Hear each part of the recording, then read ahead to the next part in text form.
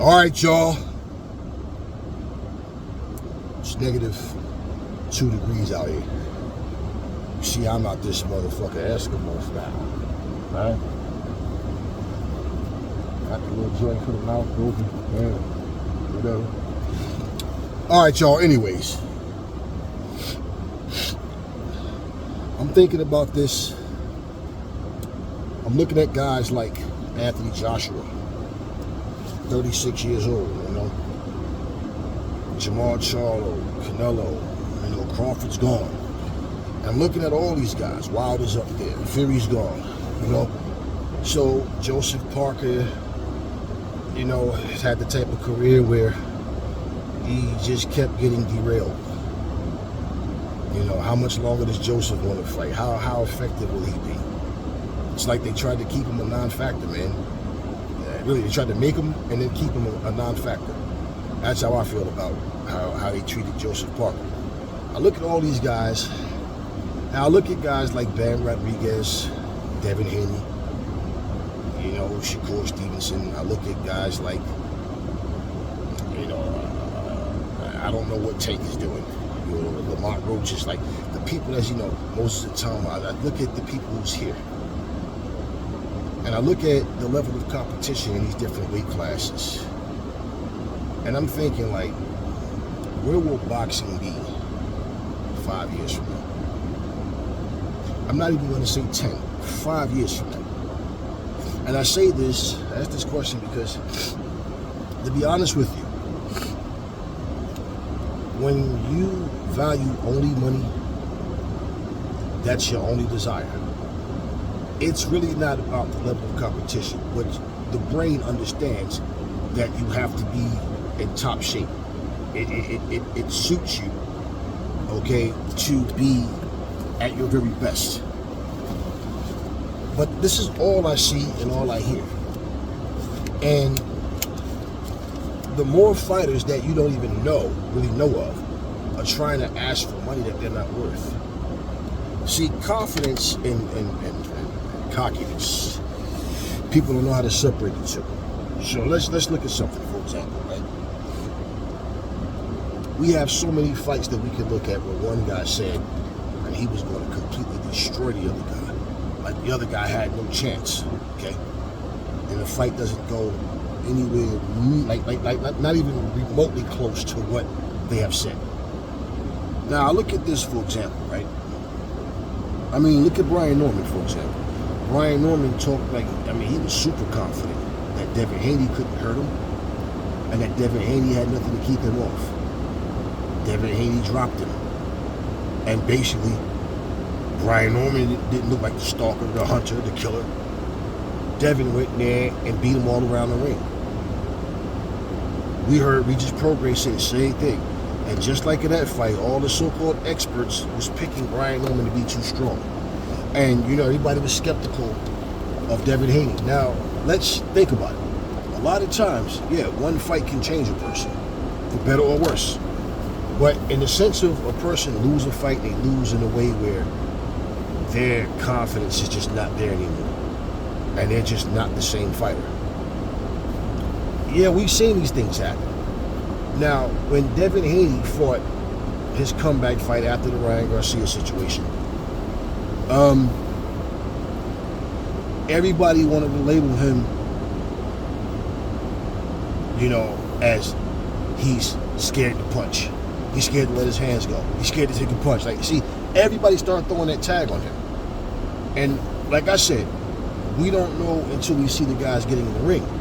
So the thing is, even that fight, yeah, he moved a lot, yeah. But he also was landing punches and outfought the guy and cruised to an easy decision. But everybody was talking about because of the Ryan Garcia situation, he was scared. They make it sound like he had 3, 4, 5 fights and this is all and like this is what he did. One fight for a guy who used to be undisputed, was unified, undisputed, you know, and was trying to fight nothing but the top fighters. Oh, I won't fight that guy. He's boring. I'll never fight that guy. Blah, blah, blah. Nobody cares about Devin Haney. Right. And this is the crap that you so-called boxing fans accepted from these fighters. who are making excuses to not fight him. When I look at that, and I look at how, when all of these so-called experts are wrong, I mean, he dropped Regis Prograis as well. And no matter how you try to describe his power, you left your feet and your ass touched the floor because his fist touched your chin. And I'm just saying, like, when will people wake up? When will people start to really, just get tired of the bullshit and start to become honest? That's probably never going to happen at any point in time in life about anything. Okay, not church, not going to study in the library, nothing. Not your wife or your husband saying that they stuck at work or something. I just think people are just full of shit. They just lie about everything. And lies are acceptable in this era. People don't care about what the truth is. They don't care about right and wrong. You got a fighter saying, imagine if you could take steroids legally. You got so-called fight fans saying, I don't care if the fights are rigged or not, as long as they're entertaining. That's all I care about. What world do we live in? And I'm saying, what will boxing look like 5 years from now? Because 5 years from now, a lot of those names I said, at the start of the video, I don't see them still being around. And if everything is, like, all I'm seeing right now is who can we put in the ring as a big money fight? Not, hey man, this guy earned that position. Hey, he belongs in that fight. Let's make the best fights happen, but also people who earned their stripes. They earned their position. Make sure he get that title shot. You understand what I'm saying? They're fighting for the #1 contender spot. They're fighting, for a title eliminator, whatever. Make sure that the right things happen. I'm not seeing any of that. All I'm seeing is, what's the biggest money fight we can make? Money, money, money. Let me tell you something, man. Anytime people are greedy, if you're in a relationship right now with somebody, and all they talk about is money, I want to go here, I want to go there. I mean, I was just thinking, I had this car for about a year now, and the newer model just came out, and it had better features, and I was just thinking, I know this house is nice and stuff. We've been here 3 years though, and my friend, her husband bought them a mansion. No. At some point, like, the bullshit has to stop, right? And you realize you created a monster by sitting back accepting this. And I'm looking at boxing saying, that's exactly what this shit feel like, some pimp and hoe shit. It just feels like a greedy bitch going, gimme, gimme, gimme, gimme, gimme. You understand what I'm saying? A bunch of pimps out there like, yo, go make my money, help. That's what boxing feels like. What will boxing look like 5 years from now? We don't know. But I'm saying, will people even have the same interest in boxing 5 years from now? Just think, 5 years from now, Claressa Shields will be, what, 35, 36? Baumgartner, all these people getting up here. I don't think Katie Taylor will still be around. She's already like 40. Amanda Serrano's, what, 38, 39? You just look at all these people that's here now, and you think, what does the next generation, like, what do they come into play? What type of contenders are going to be out there? Will Moses Atama become what everybody thinks he can, or most people think he can, or however you want to say it? What's going to happen in the sport of boxing? Because I'm going to be honest with you, boxing is lame as hell. And the fact that I told you guys 2 years ago, and last year I spoke on it, a little more, and I told you guys, boxing as we knew it is not the same. And this next version of boxing is nothing about, it's nothing more than just money, money, money, money, money, money. We don't care if you earned the spot or not. We don't care if you're the #1 contender. We don't care if you're the mandatory. 3 fucking years go by, you're still somebody's mandatory, but the fight won't happen, and the champion doesn't get stripped. What, like this is what boxing has become. And we got enough money men coming in here talking about money, money. We need somebody to restore order. Somebody to, first off, create something respectable and then restore it. Make sure that it's there. We need somebody to put some morals back into this shit. And that's what people don't understand, man. Bare knuckle fighters don't make the same money as boxers, man. And bare knuckle fighting doesn't always deliver. You got fighters that going in, it's a mess of a fight. But it happens in boxing too. It happens all around the board. When I look at a sport like K1, I look at like one fighting championships. Yeah, they don't make multi-millions of dollars like boxers do, or the UFC guys. But you know what? They go in there to fight, and they take pride in what they're doing. And the more money you make, the more escape routes it's like fighters and their teams are looking for. I don't care how much you like a fighter. I'm going to be honest. I don't care about how skillful the fighter is. I'm going to be honest about what I see. Y'all can sit back and act like y'all don't see it. Y'all can sit back and act like, let's try to find an excuse because, I like that guy. I don't care nothing about who you like. It has nothing to do with it. What I see a lot of is fighters are hungry until they start to taste that first $1 million. So they might not have fought for $20 million or, $25 million anything at that point, but they're now millionaires. And that hunger's not the same. And you see, that's cool if the money motivates you, and that keep you fighting, keep you in there, doing what you're supposed to do. But a lot of these fighters, if you look, they don't even have 15 fights. And you're trying to get $20-25 million. And when I look at all of that, I tell people this, because you guys call yourselves fight fans, I say, you better enjoy what you have right now.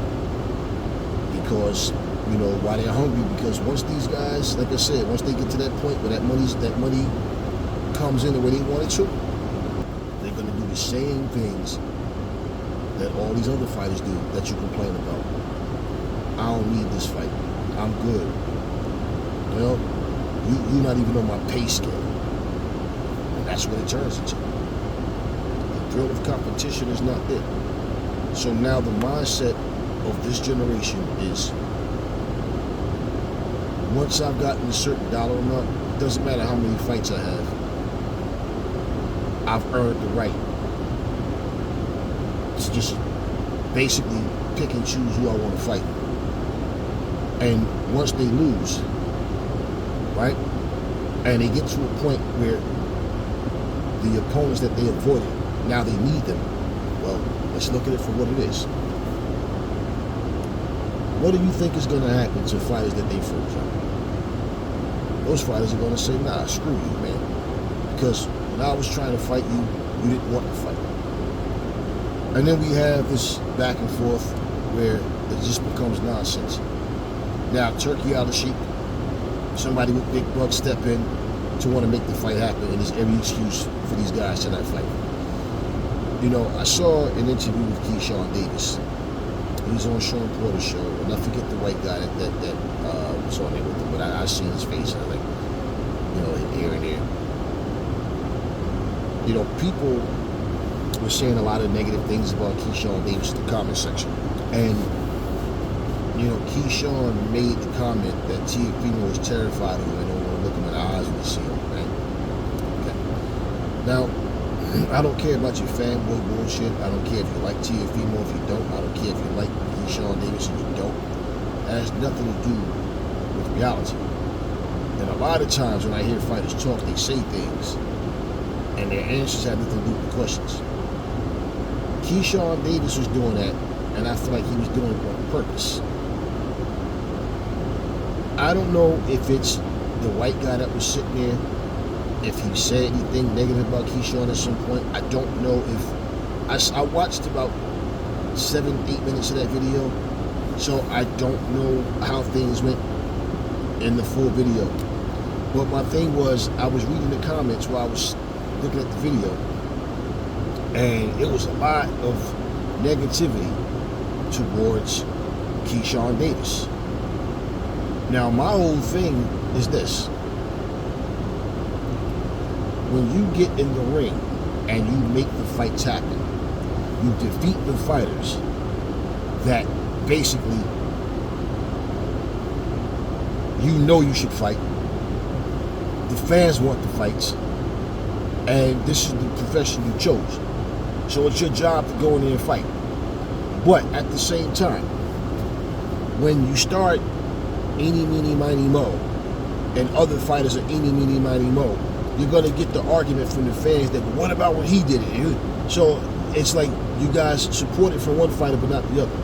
Now, I made the video and I said plain and simple, if Shakur Stevenson is on point, man, I don't give a fuck. Even if Teofimo's on point that night, he should really outclass Teofimo a lot easier than people realize.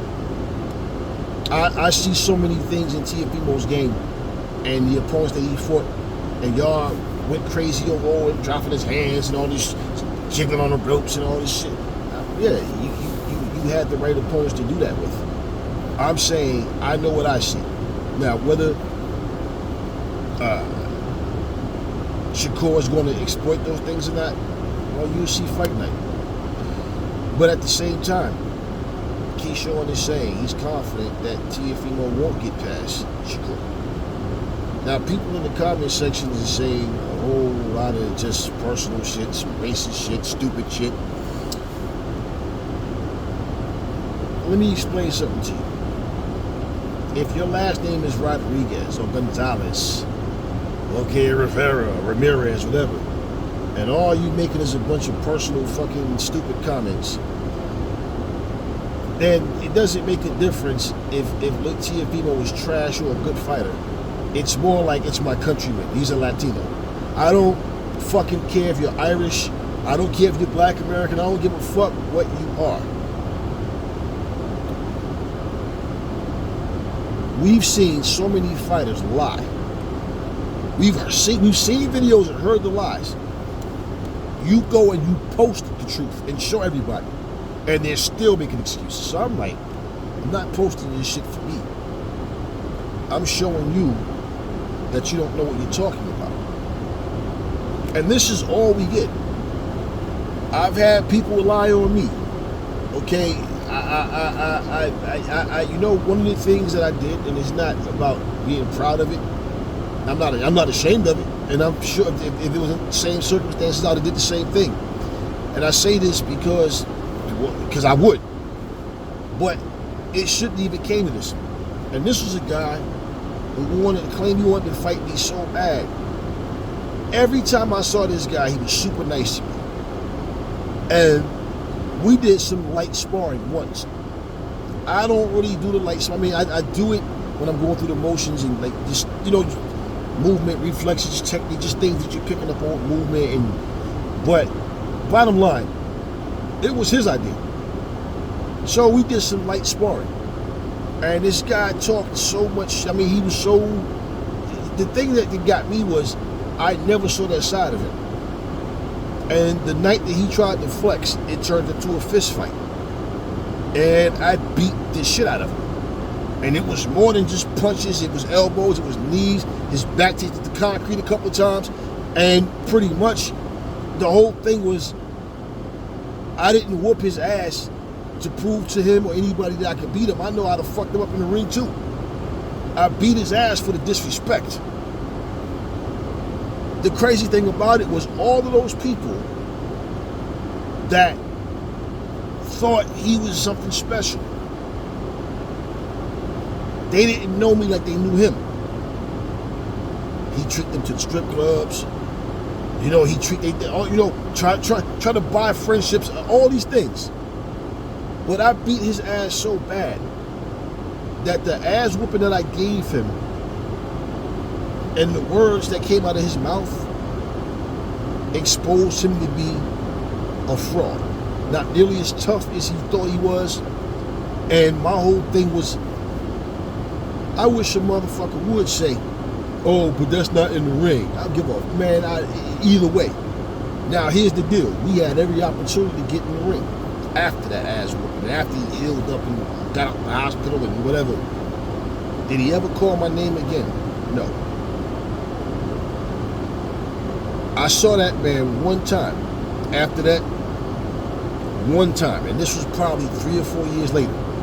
And I'm staring at him. Because I'm looking at him like, yeah, yeah, go ahead and act up. And he knew, he kept his distance. And he walked. I don't know if that was his wife or girlfriend. They had a little girl with them. And he, you know, he saw me, he said, yo, fam. And he's just like, yo, my bad, man. That was on me. That was on me, man. I just looked at him, I nodded, like, you know, and I'm just looking at him. And he was just like, you know, that was my stupidity, man. That was on me. And he was like, I apologize.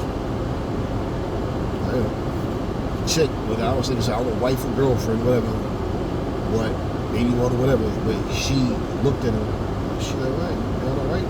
Like, he's like, yeah, just, you know, man thing. And that was that. You know, that was that.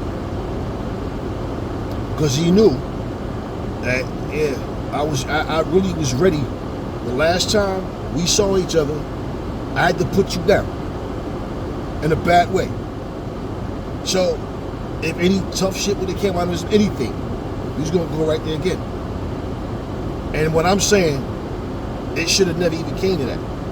So he said what he said, and I'm just looking at him and I'm staring him in his eyes. And I just said to him, shouldn't have had to come to that. And I said, look around, and none but black people out here. And every time any one of us is trying to make strides to go forward, and this happens, something to think about. Teach her differently. And he's like, no, you got it, boss. That's literally what he said, you got it, boss. You're right, you got it. You know, and he walked over to like, whatever, and you know, we embraced, and that was that. And I'm staring him in his eyes the whole time, man. And that's the last time I saw him. Right. You know, that was the last time I saw him. And when I think about things like that, like you see, let me explain something to y'all. And I don't think people really think about this. The things that we did were phenomenal. It didn't take 20,000 people to be in an arena. It didn't take any of that shit. We was just proud of what we were able to do. And most of us wasn't even giving a fuck about making millions of dollars. We just wanted to fight. Didn't have a lot of the right pieces around us in terms of business and all that shit and everything. But I'm saying to you, I see these fuckers playing around, man. You bro, listen to me, man. I don't give a fuck what weight class I'm in. Oh, you got Roy Jones? Oh, you got Nigel Benn? Huh? You got Chris Eubank Sr. over there? You got, you know what I'm saying? You got Joe McClellan. Nah, I'm fucking all of them up. I don't want anybody to eat my fucking food. I want all of them. Oh, you got Ali, Frazier, you got Foreman. No, I want all. You understand? I don't understand how these guys sit back with this. Oh man, they gotta fight each other. You know when they don't want to fight each other. Cool, fight me. Fight me. I don't want to give my food away. That's the one time when you're supposed to be stingy. Because after I destroy everybody, I make my money, I know what I've done, and my career ends. It was what it was. I enjoyed the ride. Do you understand what I'm saying? I don't give a fuck all that legacy bullshit and who you think to go, how do you rank yourself, and that, man, I don't care about none of that bullshit. I did the job I was supposed to do, and then I move on with my life. That's my attitude. I constantly hear these fighters say, them niggas don't want to fight. They don't really want it. They just talking. That's all cap. Yo, we could have fought 3 years ago. Fuck what we could have did 3 years ago. You here right now. I'm here right now. My people over there, your people over there. Motherfucker, let's talk business. Let's make this happen. Y'all will go, these fighters go out their way to go live, to do some little bullshit, FaceTime shit, just to talk shit to each other. And then nothing happens.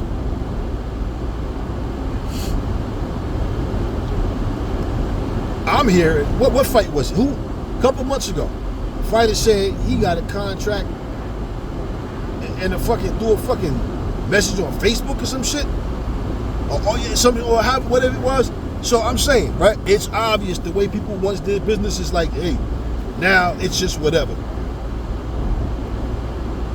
If a motherfucker called me out or claimed he called me out, talking about, oh, Aries, we couldn't afford 3 years. All right, here you go, you bitch made motherfucker. Here's a contract. Here's my people. I want everybody to see this. What are you asking for? What is your asking price right now? We're going to start this negotiation right here. Everybody going to see this shit. Because I want the fight. What is your asking price right now? And we're going to sit here, right? We're going to draw this term sheet up. And we're going to send it to you. And I'm going to show it to the fucking fans before I send it to you. And we're going to make this fight happen. Why not? Because all you get is his story, who said what, we could have did this, oh, you ain't living in the past, right? Let's make it happen now. This is what I don't see.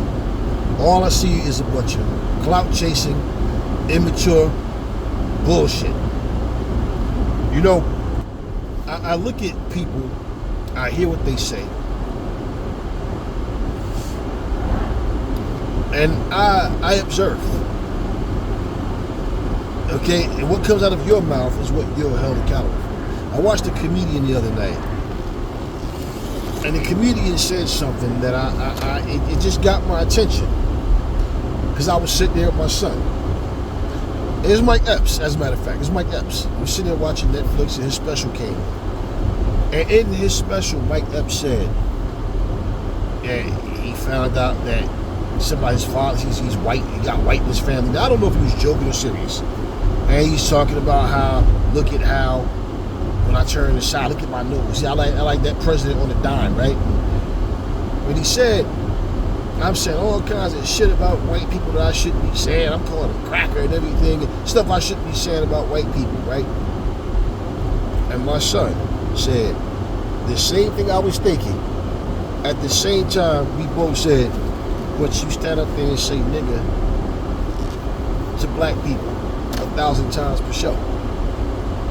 So by right, we can call each other nigga, but we can't call people of other ethnicities a fucking racial slur.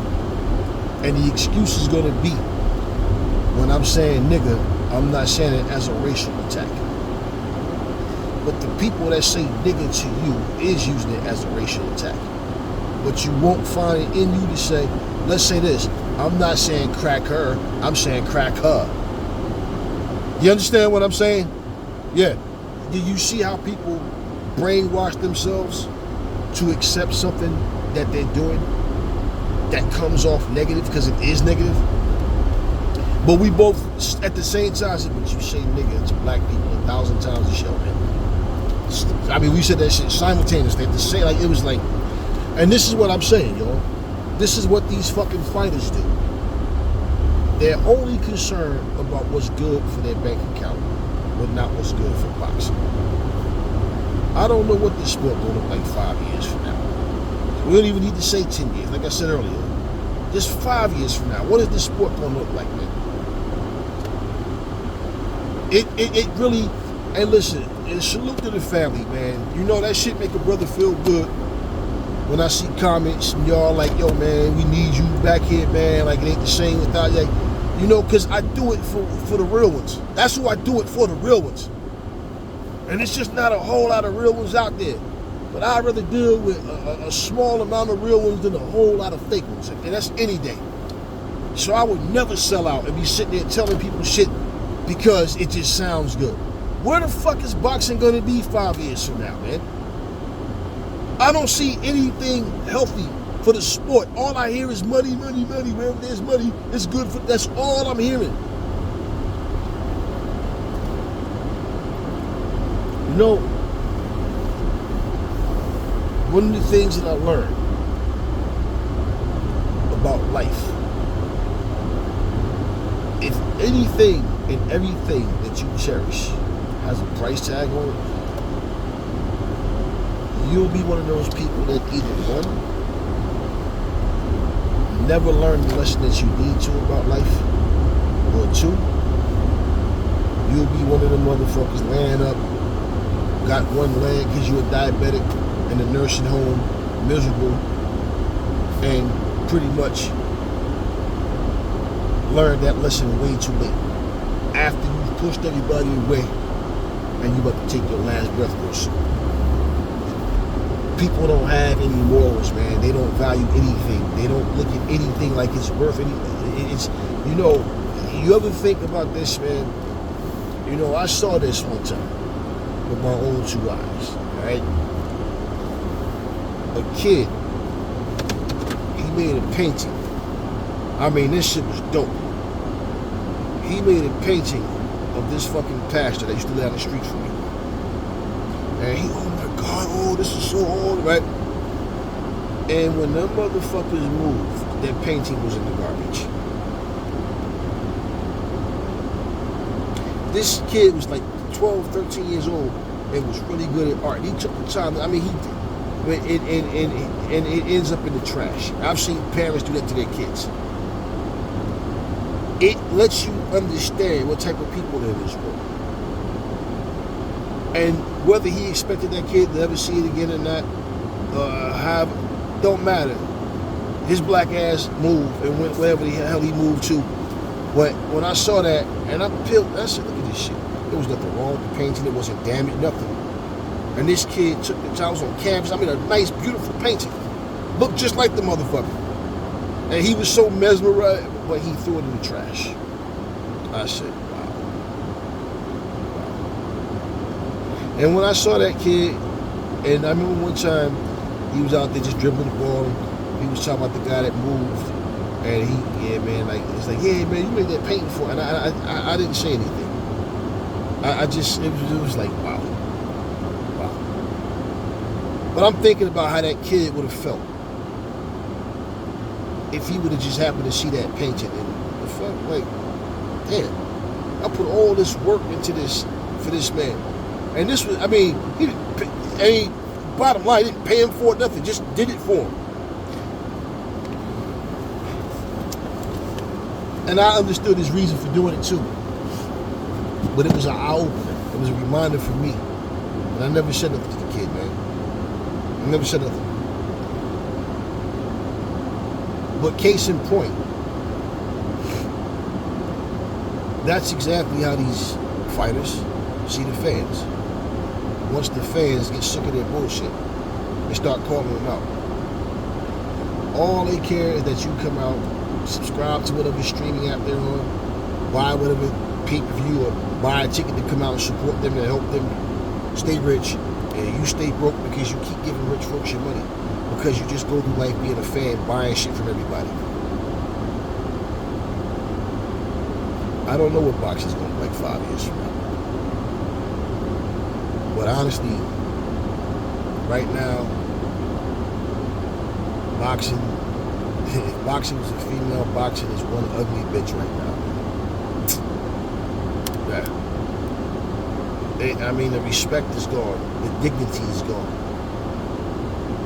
You know, the appreciation, like the integrity, it's just not there, man. It is just not there. NBA got what you call load management. Motherfucker, you think Michael Jordan would have been like, yeah, man, let me sit these next 25 games out of some shit, or everything soft, bitch made. Are you shitting me, man? I look at this shit and it's like, God damn, what the fuck happened to boxing, man? All that appreciate them while they here, nah, just take it like this. It's just a sport. It's entertainment for you. And don't take it any further than that. These people don't fight for you. This is their occupation. And they're showing you, I will cut corners if I need to. Hell, if I can go through the back door like Jake Paul did and get some easy, quick money, shit, why not? I can go out here and fight guys that ain't worth a shit but talk big shit like I'm the best fighter in the world. Yeah, why not? I told y'all this was going to happen. I told y'all this was going to happen. The real ones know. I told you. Boxing was going to change, and it was changing rapidly, and not for the better. So when you see the Abdullah Masons of the world, You know, the Richard Hitchensons, all these people, the Shakur, everybody that's out there right now. Bam Rodriguez, all these people, when you look and you just think, what is boxing going to look like 5 years from now? You know, star power should come with what you do in that ring. Not because you go on Dancing with the Stars, because you in some hip-hop videos, you know, not because you know how to fucking tango on some dance show, not because anything other than what you do in that ring. That's what boxers do. That's what fighters do. Now everybody want to be a diva. Everybody want to be a drama queen. Everybody want to get in front of a camera and just run their mouth about people's personal lives. They want to sit up here and just talk about things that have nothing to do with what we care about. That's the fight game. All this talk about Clarissa and Papoose trying to get in their personal life, trying to break that couple up, hoping that, you know, just wishing bad things on that black couple. That's all that is. And I was just looking at all of this shit. Drama.